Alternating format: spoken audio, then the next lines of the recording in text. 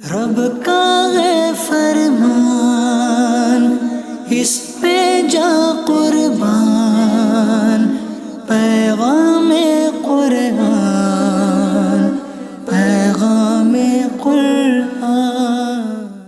الحمد للہ رب العالمین والصلاة والسلام علی خاتم النبیین، اما بعد فاعوذ باللہ من الشیطان الرجیم، بسم اللہ الرحمن الرحیم۔ الصلاة والسلام علیک یا رسول اللہ وعلی آلک واصحابک یا حبیب اللہ، الصلاة والسلام علیک یا نبی اللہ وعلی آلک واصحابک یا نور اللہ۔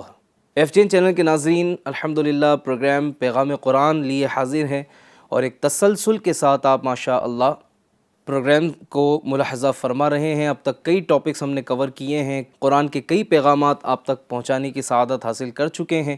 یقیناً آپ بہت کچھ سیکھ بھی رہے ہوں گے اور سننے کے ساتھ ساتھ عمل کی کوشش بھی کرنے لگے ہوں، اللہ کرے۔ تو آج بھی ایک بڑا پیارا پیغام قرآن لیے حاضر ہیں۔ اس سے پہلے کہ ہم پیغام قرآن سنیں، آئیے اچھی نیت بھی کرتے ہیں، درود پاک کی فضیلت بھی سنتے ہیں۔ پیارے آقا صلی اللہ علیہ وسلم کا فرمان ہے، انما الاعمال بالنیات، اعمال کا دار و مدار نیتوں پر ہے۔ آئیے ہم نیت کرتے ہیں کہ اللہ پاک کی رضا حاصل کرنے، ثواب کمانے کے لیے انشاءاللہ اس ایپیسوڈ کو مکمل توجہ کے ساتھ سنیں گے، دیکھیں گے، سیکھیں گے، اور انشاءاللہ الکریم جو کچھ سنیں گے اس پر عمل کی کوشش بھی کریں گے انشاءاللہ۔ پیارے پیارے آقا صلی اللہ علیہ وآلہ وسلم کا فرمان عالی شان ہے، جو شخص مجھ پر ایک بار درود پڑھے اللہ تعالیٰ اس پر 10 رحمتیں نازل فرماتا ہے۔ صلو علی الحبیب صلی اللہ تعالیٰ علی محمد صلی اللہ علیہ وآلہ وسلم۔ ناظرین اکرام، آج کا جو پیغام قرآن ہے یہ پارہ 4 کی پہلی آیت ہے، اور اس میں ہمارے لیے بہت پیارے پیارے نکات ہیں، پیغامات ہیں، اور اس کے بعد ہمارے پیارے پیارے صحابہ اکرام عالم و رضوان کا انداز مبارک کیا ہوا جب یہ آیت مبارکہ نازل ہوئی، تو صحابہ اکرام عالم و رضوان نے کیا انداز اپنایا وہ بھی ہم انشاءاللہ سنیں گے۔ آئیے پہلے پیغام قرآن سنتے بھی ہیں، اس آیت مبارکہ کی زیارت بھی کرتے ہیں۔ لن تنالوا البر حتى تنفقوا مما تحبون وما تنفقوا من شيء فإن الله به عليم۔ سبحان اللہ، سبحان اللہ۔ ناظرین اکرام، کتنا پیارا پیغام قرآن ہے۔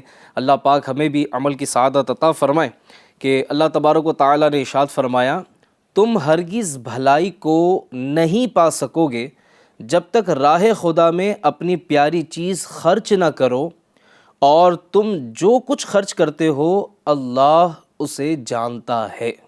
سبحان اللہ۔ اس کی تفسیر میں لکھا ہے ناظرین کہ لن تنالوا البر حتی تنفقوا، تم ہرگز بھلائی کو نہیں پا سکو گے جب تک راہ خدا میں خرچ نہ کرو۔ اس آیت میں بھلائی سے مراد تقوی اور فرما برداری ہے، اور خرچ کرنے کے بارے میں حضرت عبداللہ بن عمر رضی اللہ عنہما نے فرمایا کہ یہاں خرچ کرنے میں واجب اور نفلی تمام صدقات داخل ہیں۔ امام حسن بصری رحمۃ اللہ تعالی علیہ نے فرمایا، جو مال مسلمانوں کو محبوب ہو اسے رضائے الہی کے لیے خرچ کرنے والا اس آیت کی فضیلت میں داخل ہے، خواہ وہ ایک کھجور ہی ہو۔ سبحان اللہ۔ اگر کوئی راہ خدا میں اللہ کی رضا کے لیے کھجور ہی صدقہ کر دیتا ہے، اس کی فضیلت کو پا سکے گا، اس آیت کی فضیلت میں وہ بھی داخل ہے۔ مزید سنیے کہ جب یہ آیت مبارکہ نازل ہوئی تو اس پر عمل کے سلسلے میں ہمارے اسلاف کا انداز کیا رہا، انہوں نے کس طرح اس کو پریکٹیکل کیا۔ سبحان اللہ۔ صحیح بخاری اور مسلم شریف کی حدیث میں ہے کہ حضرت ابو طلحہ انصاری رضی اللہ تعالی عنہ مدینے میں بڑے مالدار تھے۔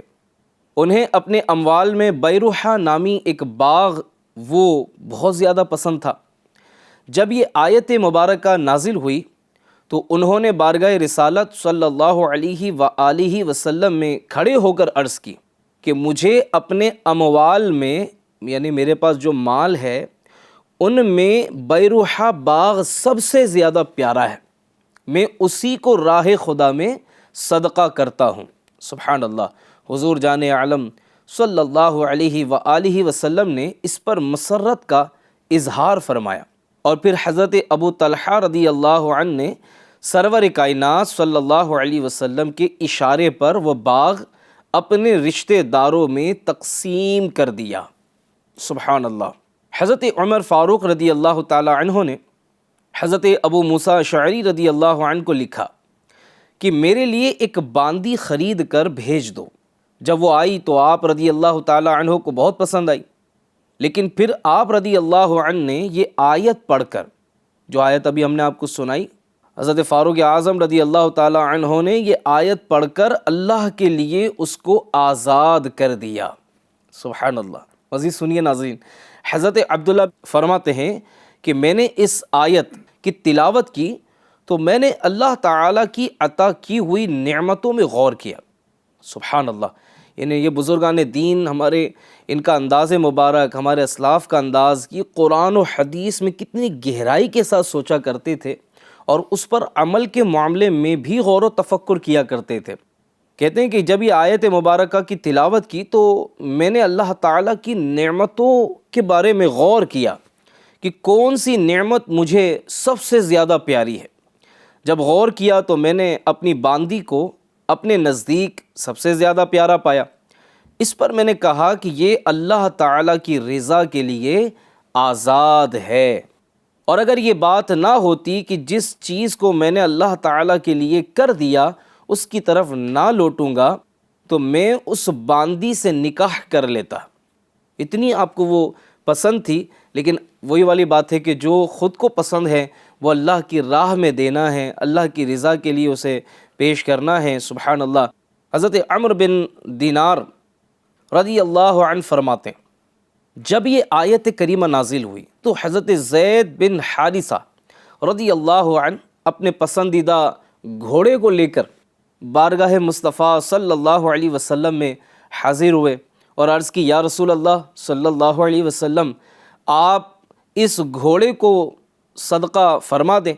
تاجدار مدینہ صلی اللہ علیہ وآلہ وسلم نے وہ گھوڑا ان کے بیٹے حضرت اسامہ رضی اللہ تعالی عنہ کو عطا فرما دیا۔ تو حضرت زید رضی اللہ عنہ نے عرض کی کہ میں نے اس گھوڑے کو محض اللہ تعالیٰ کی راہ میں صدقہ کرنے کا ارادہ کیا ہے۔ نبی اکرم نور مجسم صلی اللہ علیہ وسلم نے ارشاد فرمایا، بے شک تیرا صدقہ قبول کر لیا گیا ہے۔ سبحان اللہ۔ حضرت سیدنا عمر بن عبدالعزیز، جن کو ثانی فاروق اعظم بھی کہا جاتا ہے، اور آپ کا دور بھی بڑا مبارک دور تھا اور بڑا انقلابی دور تھا آپ کا، حضرت سیدنا عمر بن عبدالعزیز رضی اللہ تعالی عنہ کے بارے میں آتا ہے کہ آپ شکر کی بوریاں صدقہ کیا کرتے تھے۔ شکر کی بوریاں اللہ کی راہ میں صدقہ کرتے تھے، تقسیم کرتے تھے، خیرات کرتے تھے۔ تو کسی نے عرض کی کہ حضور آپ اس کی رقم کیوں نہیں دے دیتے؟ بہتر ہوگا کہ آپ شکر کی بوریاں دینے کے بجائے لوگوں کو کیش دے دیا کریں، نقد دے دیا کریں۔ تو حضرت سیدنا عمر بن عبدالعزیز رضی اللہ تعالی عنہ نے ارشاد فرمایا کہ مجھے شکر محبوب و مرغوب ہے، یعنی میں شکر کو پسند کرتا ہوں، تو میں یہ چاہتا ہوں کہ جو مجھے پسند ہے میں وہی اپنی پسندیدہ چیز اللہ کی راہ میں صدقہ کیا کروں۔ سبحان اللہ۔ کتنا پیارا درس ہے یہاں ہمارے لیے ناظرین، کہ جو چیز ہمیں پسند ہے، جس چیز کو ہم پسند کرتے ہیں، وہ اچھی چیز اللہ کی راہ میں دیں۔ دیکھیے، اخلاص جتنا زیادہ ہوگا ثواب اتنا زیادہ ملے گا۔ کہا جاتا ہے جیسی نیت ویسی برکت۔ اگر آپ اللہ کی راہ میں اچھی چیز دیں گے، اپنی پسندیدہ چیزیں دیں گے، تو انشاءاللہ اس کے بدلے میں اجر و ثواب تو ملنا ہی ہے، اور اس صدقہ کرنے کی برکت سے اس سے کئی گنا زیادہ آپ کو انشاءاللہ اچھی چیزیں اور نعمتیں اللہ نے چاہا تو نصیب ہوگی۔ لیکن اس دل کا کیا کریں کہ یہ اچھی چیزیں راہ خدا میں دینے کے لیے تیاری نہیں ہوتا۔ اچھی چیزیں ہم اپنے پاس سنبھال کر رکھتے ہیں، اور جو چیزیں کسی اور کی بھی کام نہ آ سکیں وہ راہ خدا میں دینے کے نام سے ہم صدقہ کر دیتے ہیں۔ یہ انداز تو اچھا نہیں ہے ہمارا۔ وہ کھانا جو 2-3 دن سے فریج میں رکھا تھا، ایسا کھانا ہم صدقہ کرنے کے لیے فقیر ڈھونڈ رہے ہوتے ہیں کہ کوئی ہمیں مل جائے تو ہم اس کو دے دیں۔ مسجد میں یا کہیں ڈونیٹ کرنے کی بات آتی ہے تو پھٹے پرانے نوٹ ہم ڈھونڈ رہے ہوتے ہیں جس پر وہ ڈریسنگ کی ہو، مطلب ایک چوٹ کرنے کے لیے عرض کر رہا ہوں، وہ جوڑا گیا ہو نوٹ نا، پھٹا ہوا، ٹیپ لگی ہوئی ہو، بالکل شل میں ہو، میلا کچیلا ہو، جس کو دیکھ کر بھی کوئی رغبت نہ آتی ہو، ایسا نوٹ نکال کر راہ خدا میں ہم لوگ دیتے ہیں۔ جب اپنے اوپر خرچ کرنا ہے تو ہم کچھ نہیں دیکھتے، لیکن جب اللہ کی راہ میں خرچ کرنے کی بات آتی ہے تو کیا کہتے ہیں ہم یہ کہتے ہیں مولانا صاحب دعا کر دیجئے، وہ زمین میں ذرا پیسہ اٹکا ہوا ہے، وہ آ جائے تو پھر میں اللہ کی راہ میں خیرات کروں گا۔ اچھا جی، اسی دوران اگر بیٹی کی شادی آ جائے، بیٹے کی شادی آ جائے، کوئی فنکشن آ جائے تو پھر کیا کریں گے؟ پھر جو کرتے وہ لوگ دیکھتے ہیں۔ اللہ کی راہ میں دینے کی باری آتی ہے تو ہمارے پاس کچھ نہیں بچتا۔ ناظرین اکرام، ہمیں اپنے اس انداز کو تبدیل کرنا چاہیے۔ ہمارے صحابہ اکرام علیہم الرضوان، ہمارے اسلاف کا انداز ابھی آپ نے سنا کہ جب یہ آیت مبارکہ نازل ہو گئی تو یہ حضرات کس قدر اس پر عمل کرنے کے معاملے میں مخلص تھے کہ یہ آیت مبارکہ نازل ہوئی ہے، ہم نے اس کے مطابق عمل کرنا ہے، اور وہ چیز جو ہمارے نزدیک زیادہ پسندیدہ ہے ہمیں وہ اللہ کی راہ میں دینا ہے۔ آپ دیکھیں کوئی باغ لے کر آ رہے ہیں، کوئی گھوڑا لے کر آ رہے ہیں، تو کوئی اپنی باندی کو آزاد کر رہے ہیں، تو کوئی شکر کی بوریاں تقسیم کر رہے ہیں۔ یہ سب کیا ہے؟ اسے کہتے ہیں قرآن و حدیث کے مطابق زندگی گزارنے والے اشخاص۔ یہ وہ ہیں جنہوں نے اپنی طبیعتوں کو، اپنے مزاج کو، اپنے انداز زندگی کو، انہوں نے اپنی طبیعتوں کو قرآن و حدیث کی روشنی میں ڈھال لیا تھا، اور انہوں نے پیغامات قرآن کو، رب کے پیغام کو انہوں نے دل سے قبول کیا تھا۔ کہ دل سے قبول کرنے والے لوگ، ہم ہیلے بہانے کرنے والے لوگ ہیں۔ ہم وہ لوگ ہیں کہ جب کوئی فضیلت یا راہ خدا میں خرچ کی بات آتی ہے تو نارملی ہم کہتے ہیں نا کہ وہ ایک بات چوٹ کرنے کے لیے کہی جاتی ہے کہ جناب پتلی گلی دیکھ لی ہم نے، تو بس وہ نکلنے کا راستہ ہم لوگ دیکھ رہے ہوتے ہیں کہ یار اب کوئی کیا میں کروں۔ جیسے جب زکوٰۃ دینے کی باری آتی ہے تو ہم کو سارے قرضے یاد آ جاتے ہیں، فوراً کیلکولیشن کرتے ہیں۔ میں نے 5 لاکھ کا قرضہ لیا ہے تو 5 لاکھ پر 5 لاکھ ہیں میرے پاس، لیکن 5 لاکھ کا میں نے قرضہ بھی لیا ہے، تو یہ برابر ہو گیا نا، زکوٰۃ تو نہیں بنے گی اس پر۔ تو ٹھیک ہے، جو شرعی مسائل ہیں اس کے مطابق جس پہ زکوٰۃ بنے گی اس پر بنے گی، جس پر نہیں بنے گی نہیں بنے گی۔ لیکن اپنے اندر کے چور کو اگر ہم پکڑیں کہ بھائی جب رمضان آتا ہے تبھی ہم یہ اس طرح کی کیلکولیشن کیوں کرتے ہیں کہ کوئی ایسی ترکیب ہو جائے، کوئی ایسا معاملہ ہو جائے کہ راہ خدا میں دینا نہ پڑے۔ میرے امام غزالی پر اللہ کی کروڑوں رحمتیں ہوں، کیا پیارا انداز بیان کرتے ہیں۔ آپ فرماتے ہیں کہ اگر کوئی اندر سے سخی نہیں ہے، راہ خدا میں خرچ کرنے کا جذبہ اپنے اندر نہیں پاتا، تو اگر وہ ایسا کرے کہ دل چاہے نہ چاہے کچھ نہ کچھ صدقہ کرتا رہے، چاہے وہ روپیہ ہی کیوں نہ ہو، کچھ نہ کچھ دیتا رہے دیتا رہے دیتا رہے، ایک وقت آئے گا، اگرچہ اندر سے وہ سخی نہیں ہے، اندر سے وہ سخی نہیں ہے، وہ راہ خدا میں روپیہ 2 روپیہ ہی دے رہے، لیکن اس انداز سے ایک وقت آئے گا کہ وہ اندر سے بھی سخی ہو جائے گا۔ اب اس عمل میں اس کا دل بھی اس کا ساتھ دے گا، اس کی مدد کرے گا، اور اسے راہ خدا میں خرچ کرنے پر مزید موٹیویٹ کرے گا۔ ایک بات یاد رکھیے گا، راہ خدا میں خرچ کرنے سے کم نہیں ہوتا، بڑھتا ہے۔ جس طرح کہا جاتا ہے کنویں کا پانی جتنا نکالیں تو پانی کم نہیں ہوگا، بڑھے گا۔ تو اللہ کی راہ میں آپ روپیہ دیں، 1 لاکھ روپیہ دیں، 1 کروڑ روپیہ دیں، جو دے سکتے ہیں دیں، کم نہیں ہوگا انشاءاللہ الکریم۔ کیلکولیٹ کریں گے تو وہ مزید بڑھتا ہوا آپ کو نظر آئے گا۔ اور آپ دیکھیں ایسے بہت سارے ہمارے سماج میں لوگ ملتے ہیں جو ہمیں یہ بتاتے ہیں کہ میں ہر سال اپنی زکوٰۃ پوری ادا کرتا ہوں، جو مجھ پر، میری رقم پر، میری تجارت پر جو زکوٰۃ بنتی ہے، جو مال بنتا ہے، وہ میں اتنا پورا نکالتا ہوں، بلکہ احتیاطاً کچھ ایکسٹرا دے دیتا ہوں تاکہ کوئی کمی نہ رہ جائے۔ ان کے یہ تاثرات ہیں، ان کے یہ فیڈ بیک ہے اس حوالے سے، وہ کہتے ہیں کہ جناب جب سے میں اپنی زکوٰۃ پوری ادا کر رہا ہوں بلکہ کچھ ایکسٹرا دے دیتا ہوں، الحمدللہ ہر سال میرا مال بڑھ رہا ہے، ہر سال ان کی زکوٰۃ کی ادائیگی میں اضافہ ہو رہا ہے۔ بھائی کسی نے اگر پچھلے سال 5 لاکھ روپے کی زکوٰۃ نکالی، اس سال اگر اس کی 10 لاکھ روپے کی زکوٰۃ بن رہی ہے، تو بھائی 10 لاکھ کی اگر زکوٰۃ بنی، اس کا مطلب اس کا کاروبار بڑھا نا، اس کے مال میں اضافہ ہوا، تبھی تو 5 لاکھ کی 10 لاکھ زکوٰۃ بنی نا بھائی۔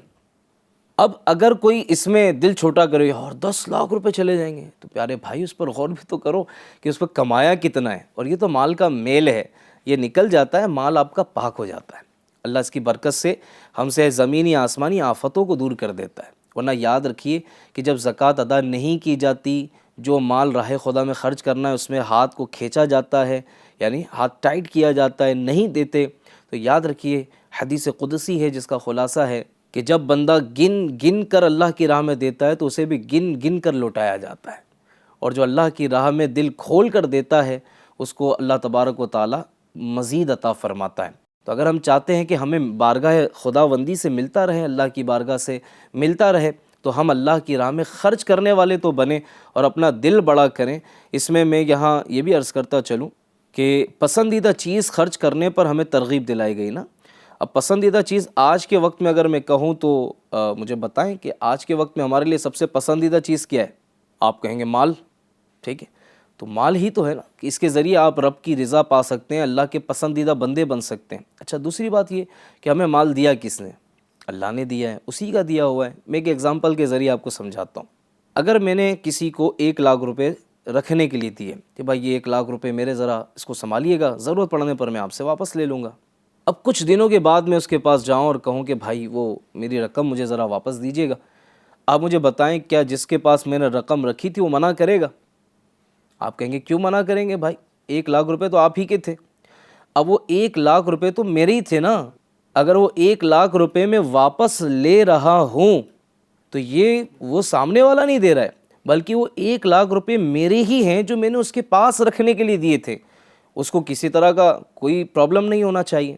تو اسی طرح ہمیں جو نعمتیں اللہ نے عطا کی ہیں، جو بھی نعمتیں ہمارے پاس ہیں، گھر ہے، بنگلہ ہے، روزگار ہے، بزنس ہے، اللہ کی طرف سے جو بھی دینی یا دنیاوی نعمتیں ہمیں ملی ہیں، یہ سب اسی کے فضل سے ہے، اسی کے کرم سے ہے۔ اب اگر اس نے ہی اسی کی راہ میں خرچ کرنے کا ہمیں فرمایا ہے تو اب ہمیں چاہیے کہ ہم اس کی راہ میں خرچ کرنے کے معاملے میں دل چھوٹا نہ کریں۔ اس کی شان دیکھیں، مال بھی وہی عطا فرماتا ہے، پھر خرچ کرنے کی ترغیب بھی ارشاد فرماتا ہے، خرچ کرنے پر ثواب بھی عطا فرماتا ہے، جب خرچ ہو جائے تو اس میں برکت بھی عطا فرماتا ہے۔ یہ کسی شان ہے میرے رب کی، تو ہم راہ خدا میں خرچ کرنے کے لیے دل چھوٹا نہ کریں۔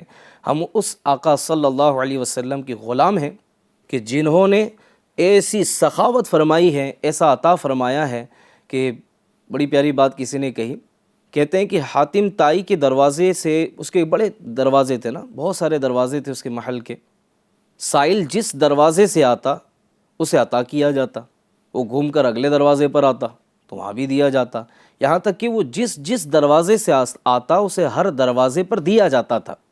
تو کسی نے یہ بات کہی تو میرے آقا صلی اللہ علیہ وسلم کی سخاوت پر بات کی گئی کہ حاتم طائی کے ہر دروازے پر جب کوئی آتا تھا تو وہ خالی نہیں لوٹاتا تھا، اگر وہ ایک ہی سائل 10 دروازے سے آتا 10 پر دیا جاتا تھا۔ تو عاشقوں نے بڑی پیاری بات بیان کی، کہتے ہیں کہ حضور جان عالم صلی اللہ علیہ وسلم کی بارگاہ میں جب کوئی سائل آتا تو اسے اتنا نواز دیا جاتا، اسے اتنا عطا فرما دیا جاتا کہ اسے دوبارہ مانگنے کی ضرورت ہی نہ پڑتی تھی۔ یہاں حاتم طائی کے دروازے پر آ کر اگر کوئی سائل مانگتا تو پہلے دروازے سے اس کی ضرورت پوری نہیں ہوئی، تبھی تو دوسرے دروازے پر آنا پڑا، پھر تیسرے پر آنا پڑا۔ میرے آقا کی بارگاہ وہ مبارک بارگاہ ہے کہ یہاں کوئی ہاتھ پھیلائے، کوئی سائل سوال کرے، میرے آقا اسے ایسا غنی فرما دیتے، ایسا نواز دیتے کہ زندگی بھر پھر کسی کے آگے ہاتھ پھیلانا نہ پڑتا۔ میرے آقا نوازتے تو ایسا نواز دیتے کہ وہ دوسروں کو نوازنے والا بن جاتا۔ سبحان اللہ۔ میرے آقا کی عطائیں میں آپ کو بیان کرتا ہوں۔ حضرت ابو ذر رضی اللہ تعالی عنہ فرماتے ہیں، ایک روز میں نبی اکرم صلی اللہ علیہ وسلم کے ساتھ تھا، جب آپ نے احد پہاڑ کو دیکھا ہے، میرے آقا نے جب احد پہاڑ کو دیکھا تو فرمایا اگر یہ پہاڑ میرے لیے سونا بن جائے تو میں پسند نہیں کروں گا کہ اس میں سے 1 دینار بھی میرے پاس 3 دن سے زیادہ رہ جائے، سوائے اس دینار کے جسے میں ادائے قرض کے لیے رکھ چھوڑوں۔ سبحان اللہ، کیا انداز ہے میرے آقا کا، واہ کیا جود و کرم ہے شہ بطحا تیرا، نہیں سنتا ہی نہیں مانگنے والا تیرا۔ سبحان اللہ۔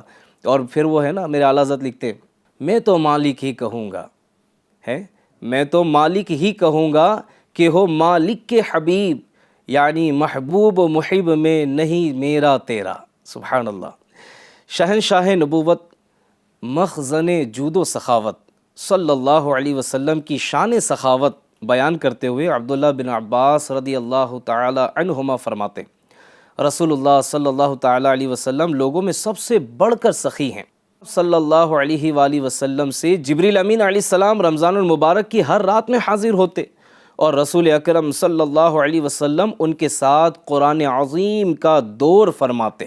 بس رسول اللہ صلی اللہ علیہ وسلم تیز چلنے والی ہوا سے بھی زیادہ خیر کے معاملے میں سخاوت فرماتے. سبحان اللہ.